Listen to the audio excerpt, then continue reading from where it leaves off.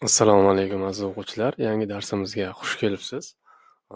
Bugun oldingi darsda va'da qilganimizdek, CSS turlarini ko'rib o'tgandik. Eslaringizda bo'lsa, bugun o'sha CSS turlaridan bo'lgan birinchi tur, ya'ni inline CSSni ko'rib o'tamiz.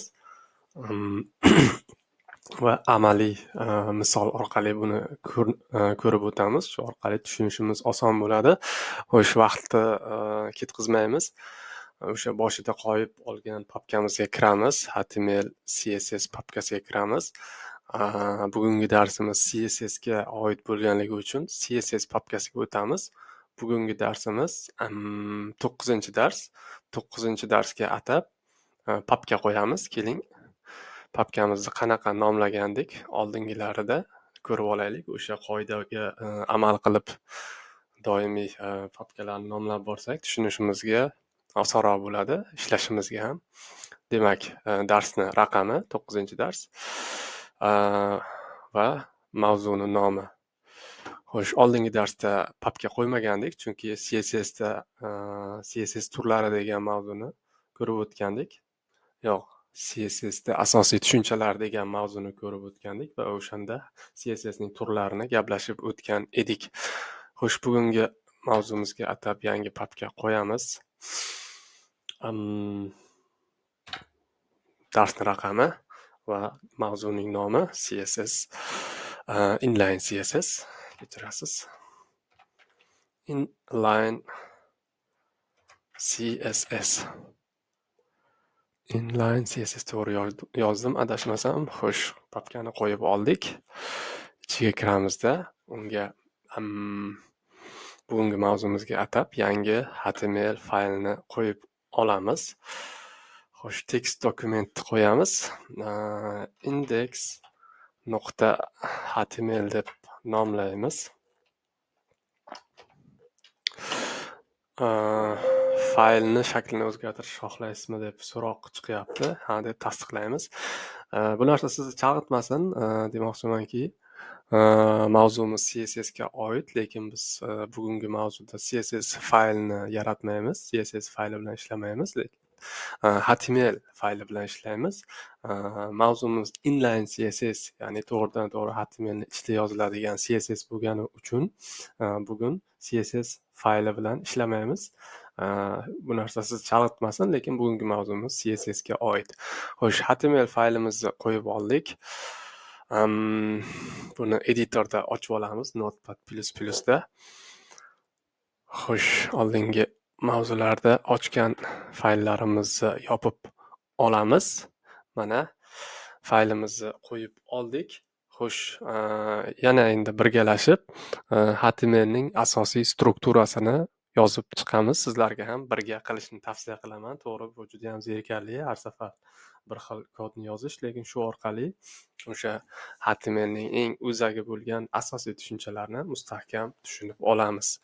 Xo'sh, bu birinchi qator har doimgidek doctype HTML, keyin esa HTML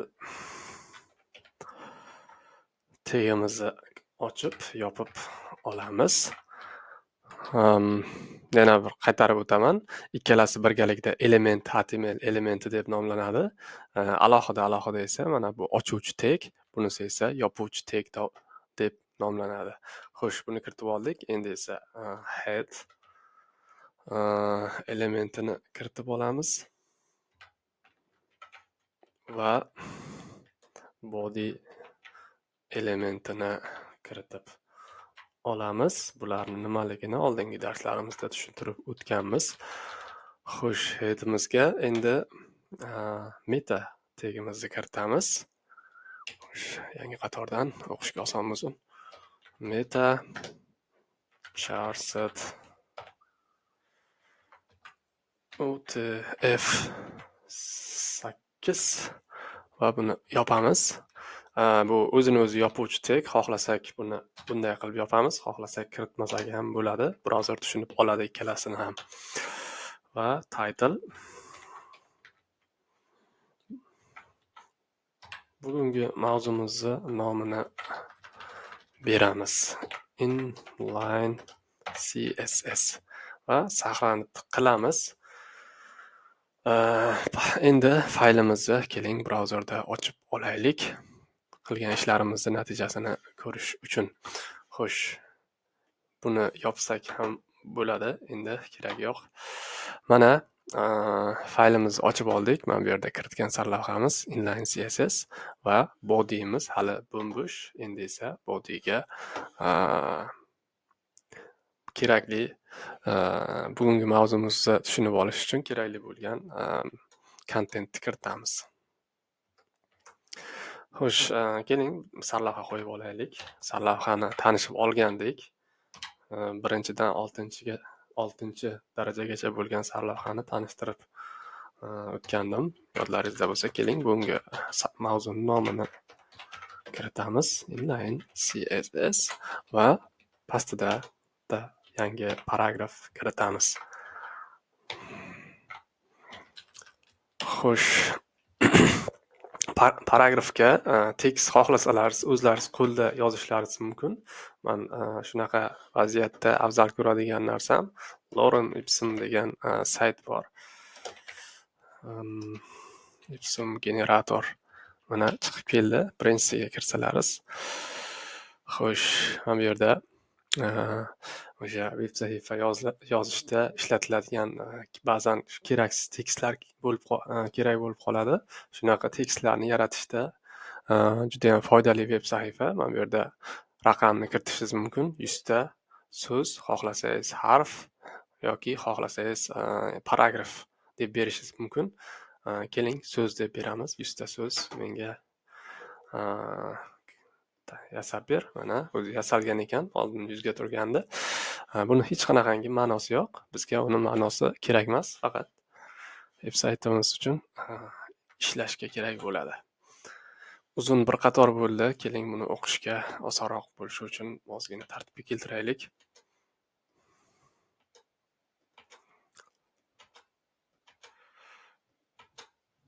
Xo'sh, mana ishlashga oson qilib oldik.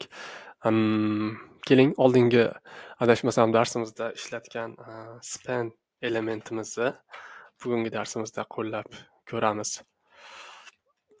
Xohlagan tekstni o'rtasiga biror bir joyni belgilab span elementini kiritib oling. Mana bu tekstni span elementi bilan o'rab oldik. Xo'sh, buni saqlanib qilamiz va boshqatdan yuklaymiz. Mana ko'rib turganlaringizdek sarlavhamiz va kiritgan tekstimiz. HTML bilan ishlaganda har bitta o'sha elementni o'zini standart qiymatlari bo'ladi. Agar ya'ni xususiyatlari bo'ladi. Agar foydalanuvchi yoki dasturchi hech qanaqa qiymat bermasa, bu elementlar o'sha qiymatlarni, standart qiymatlarni oladi. Misol uchun HTML orqa fasondagi rang qora yo tekstlar oq, tekstlar esa qora rangda ma'lum bir kattalikka ega. Hammasini o'zini standart, ya'ni o'sha foydalanuvchi hech qanaqangi xususiyat kiritmagan taqdirda beriladigan qiymatlari bor. O'sha qiymatlarni oladi. Buni esa CSS orqali dasturchi o'zgartirsa bo'ladi. Keling, mana bu orqa fasondagi rangni o'zgartiraylik. Biz brauzerda ko'rib turgan butun o'sha ko'rinadigan qismi HTML elementi yoki body'ni ham kiritsak bo'ladi. Keling, birinchi body'dan boshlaylik. Inline CSS kiritganda oldingi darsimizda aytib o'tgandik, style atributi orqali kiritiladi. Mana bunday qilib elementga kiritiladi va qo'sh tirnoq ichida o'sha xususiyatlar yozib chiqiladi. Background, chiziqcha, color. Keling, yashil qilamiz. Green inglizchasida saqlanib qilamiz va buni boshqatdan yuklaymiz. Mana ko'rib turganingizdek, orqa rangimiz yashil rangni oldi. Buni HTML ga bersak ham bo'ladi, chunki HTML bu eng asosiy elementimiz. Menimcha hech qanaqangi farq bo'lmaydi, chunki HTML va body elementlarning orasida hech narsa yo'q, faqat head bor. Head bu foydalanuvchiga ko'rinadigan qism emas. Bu faqat o'sha brauzerga qo'shimcha ma'lumot beradigan element. Shuning uchun foydalanuvchiga ko'rinadigan qismiga buni ta'siri yo'q. Xo'sh, rangimizni bodydan HTMLga ko'chirdik. Mana ko'rib turganingizdek, hech qanaqangi farqi yo'q. Yashil rangda tekstni, qora tekstni o'qish biroz qiyin bo'ladi. Keling, tekstni rangini ham o'zgartiramiz. Style. Tekstni rangini o'zgartirish color xususiyati yoki anaqasi bilan bo'ladi. Keling, buni white qilamiz. Xo'sh, saqlanib qilishni unutmang. Mana ko'rib turganlaringizdek, tekstni rangi oqqa o'zgardi. Background color ham inglizcha so'zlar hammasi. Background orqa fason deyiladi. Orqadagi rang green, tekstni rangi esa oqqa o'zgardi. Keling, har bir elementimizga style, ya'ni sarlavhamizni tagiga pastki chiziq tortamiz. Bu text decoration orqali amalga oshiriladi. Mana Notepad buni tavsiya qilyapti. 2 nuqta underline.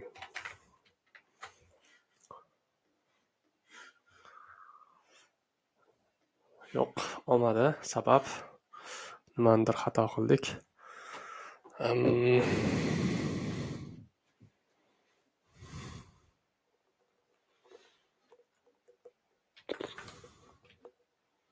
R'ni tashlab ketibman.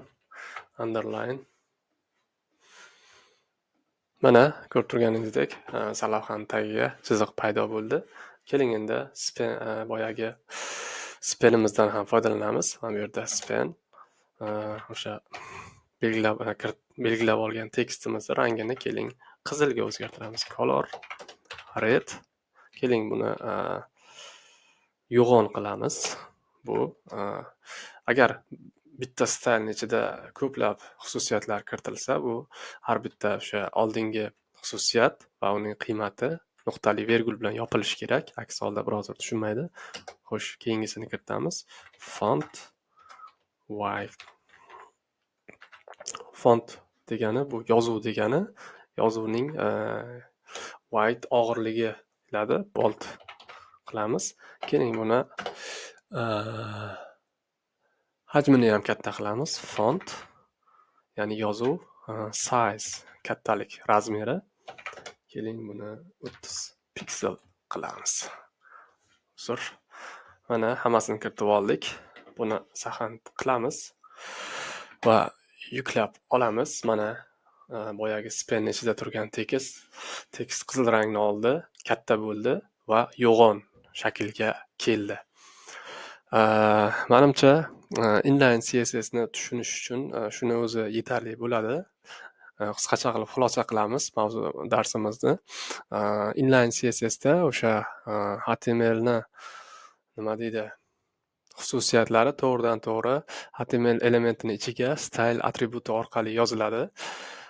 Bitta elementga bir emas, bir nechta xususiyatlarni kiritish mumkin. Mana bu span misolida har bitta xususiyat nuqtali vergul bilan bir-biridan ajratiladi. Bu xususiyatlar kiritilganda xususiyat nomi va uning qiymati kiritiladi. Ular qo'sh tirnoq ichida yoziladi. Yana aytib o'tamiz, inline CSS juda ham kamdan kam ishlatiladi.